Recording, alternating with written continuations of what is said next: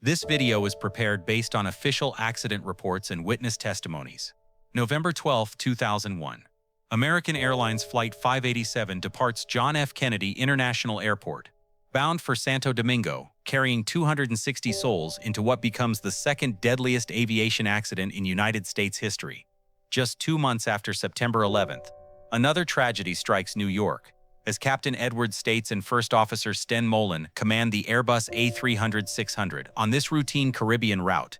Their flight encounters conditions that test the limits of aircraft design and pilot training. What begins as standard departure procedures transforms into a catastrophic demonstration of how aggressive control inputs can exceed aircraft structural limits. The crew's response to wake turbulence creates forces that tear apart their aircraft in mid-air. This is the story of how inadequate training and sensitive flight controls combine with human error to destroy a perfectly functioning aircraft. The tragedy demonstrates that even minor turbulence can become deadly when pilots overreact with excessive control movements. The accident reveals critical flaws in airline training programs and aircraft design philosophy. American Airlines 587 becomes a watershed moment, forcing aviation to confront the dangerous intersection between human factors and structural engineering. Modern aviation safety emerges stronger from this disaster, with enhanced understanding of wake turbulence management and improved training protocols that prevent pilots from inadvertently destroying their own aircraft through aggressive control inputs. Airbus A300-600 registration. N14053 represents American Airlines' first venture into European aircraft technology. Delivered new in July 1988, this wide-body twin serves Caribbean routes with excellent cargo capacity and fuel efficiency. The A300-600 features conventional mechanical flight controls rather than Airbus's newer fly-by-wire technology. This design provides direct pilot control but requires understanding of aerodynamic forces and structural limitations during aggressive maneuvering. Flight 587 operates the lucrative New York-Santo Domingo route, serving Dominican communities in both cities. The morning departure carries predominantly Dominican passengers visiting family and conducting business between nations.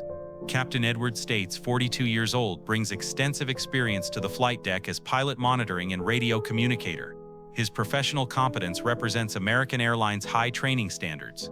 First Officer Sten Molen, 34 years old, serves as pilot, flying with solid experience on the A300 fleet. His background includes previous encounters with wake turbulence that shape his response patterns.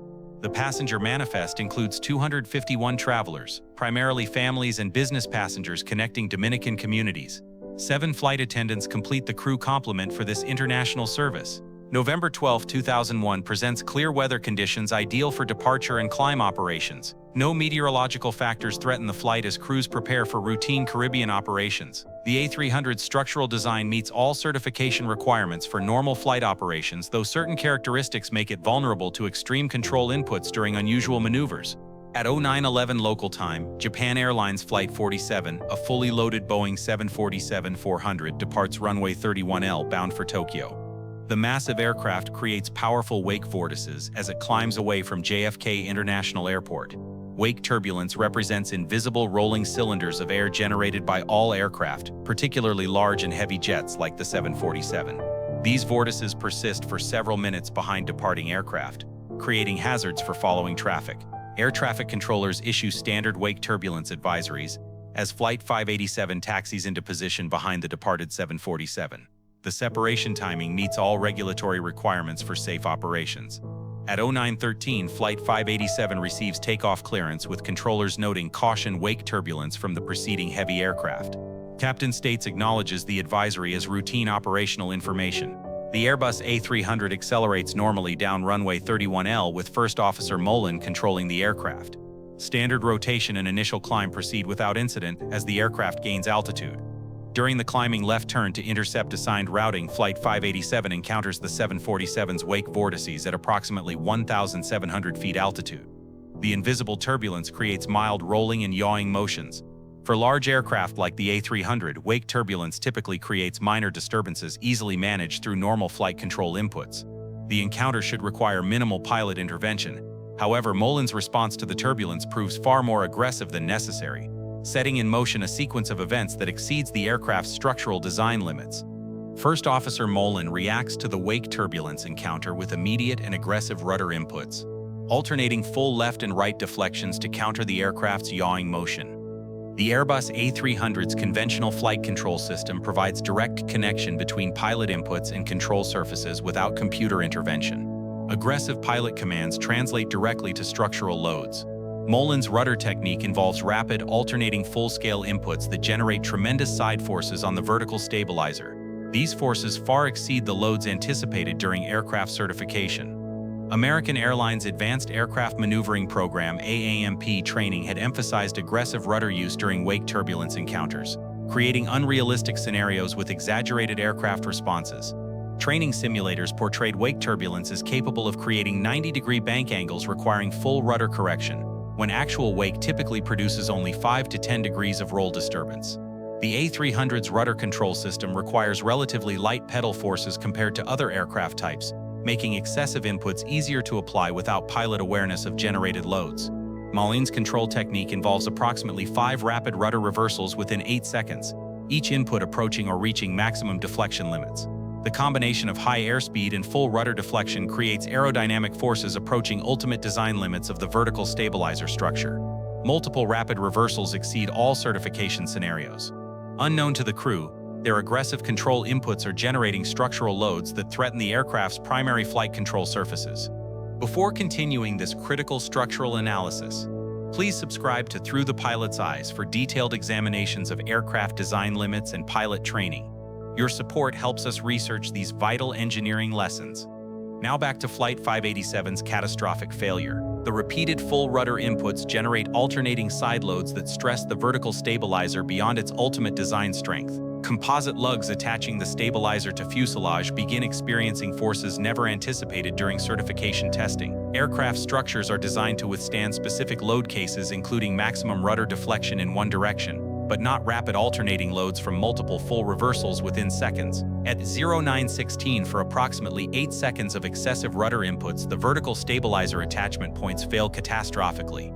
The entire tail assembly separates from the aircraft structure. Loss of the vertical stabilizer eliminates directional control and creates massive asymmetric drag forces. The A300 immediately enters an uncontrollable descending spiral toward the ground below. Both engines also separate from the aircraft due to extreme aerodynamic forces generated by the out-of-control flight path. Engine separation occurs before ground impact as structural loads exceed design limits. The crew faces an impossible situation with no control authority and rapidly decreasing altitude. Captain States and First Officer Molin have no procedures or training for complete stabilizer loss scenarios. Emergency declarations become meaningless as the aircraft plummets toward Queens residential neighborhoods. No human intervention can recover from total loss of primary flight controls. The structural failure sequence completes in seconds, transforming routine flight into unsurvivable emergency through pilot-induced loads that exceed all engineering assumptions. Flight 587 crashes into the Belle Harbor neighborhood of Queens at 0916 local time, striking residential areas with devastating impact forces. The aircraft disintegrates on contact, killing all 260 people aboard instantly. The crash destroys multiple homes and ignites massive fires throughout the neighborhood. Jet fuel creates infernos that spread rapidly through residential structures, threatening entire city blocks.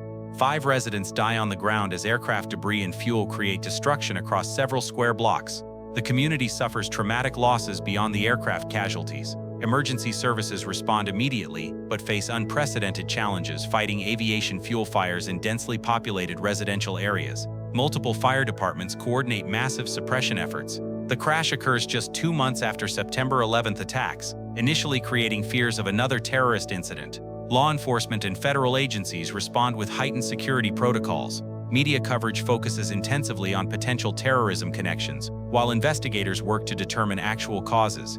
The timing creates national anxiety about aviation security. Local Dominican communities suffer disproportionate losses as many passengers were traveling to their homeland for family visits.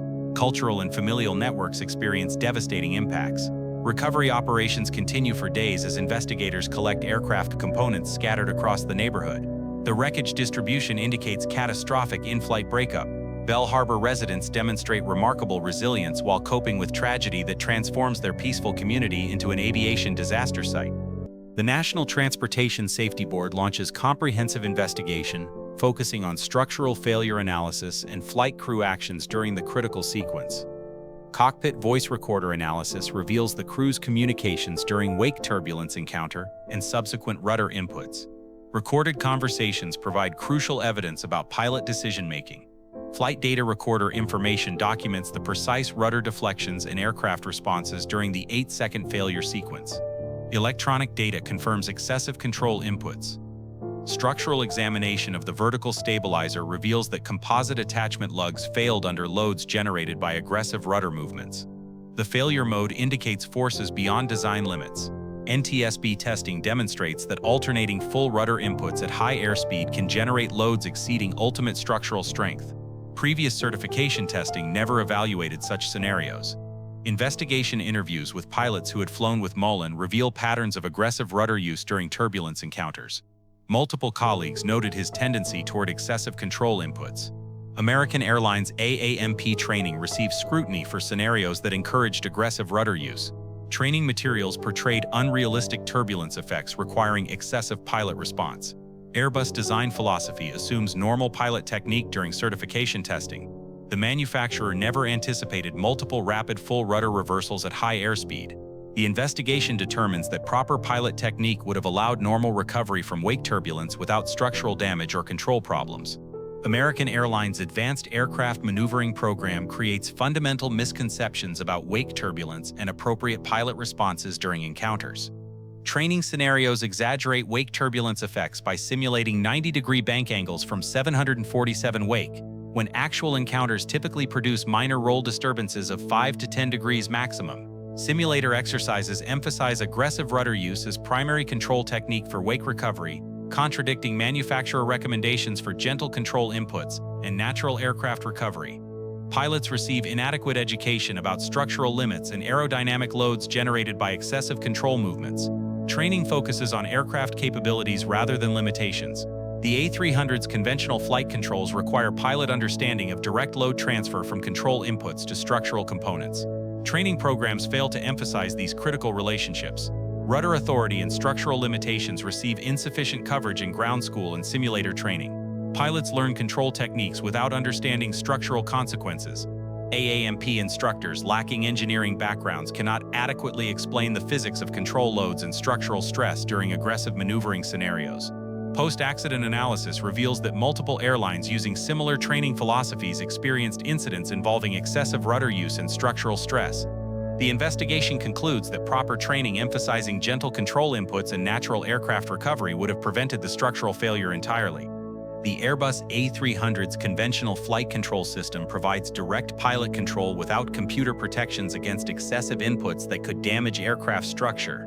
Certification testing never evaluated multiple rapid full rudder reversals at high airspeed because such scenarios were considered beyond normal pilot technique boundaries. Aircraft design philosophy assumes rational pilot behavior and appropriate training in structural limitations. The certification process relies on pilot competence and proper technique. Composite attachment lugs for the vertical stabilizer meet all design requirements for normal flight operations but cannot withstand loads from aggressive control misuse. The A300's rudder control system requires relatively light pedal forces, making excessive inputs easier to apply than on aircraft with heavier control forces or artificial feel systems. Previous incidents involving A300 vertical stabilizer stress exceed design limits but fail to trigger systematic investigation into pilot technique or training deficiencies. Manufacturing and regulatory oversight assume airline training programs adequately prepare pilots for structural limitations and appropriate control techniques during normal operations. The accident reveals gaps between certification assumptions and real-world pilot training and behavior patterns in airline operational environments. Post-accident analysis leads to enhanced understanding of pilot-induced loads and improved certification standards for evaluating aircraft response to excessive control inputs. Thank you for following this critical structural analysis with Through the Pilot's Eyes.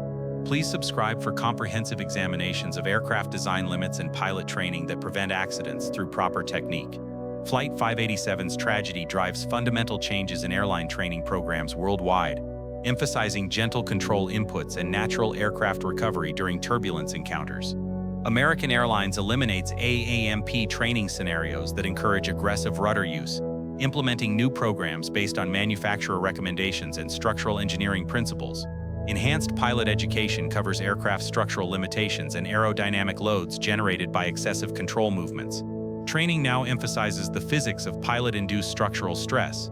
Improved certification standards require evaluation of aircraft response to more extreme control inputs, though pilots receive training to prevent such scenarios from occurring. Wake turbulence training evolves to emphasize the minimal threat posed by wake to large aircraft and appropriate gentle recovery techniques that maintain structural integrity. The accident influences global aviation training philosophy, shifting from aggressive intervention toward natural aircraft stability and minimal pilot interference during minor disturbances. Airbus develops enhanced pilot training materials, emphasizing proper control technique and structural awareness for all conventional control aircraft in their fleet. The 265 victims of Flight 587 represent the human cost of inadequate training and aggressive control techniques. Their tragedy ensures future pilots understand aircraft limitations.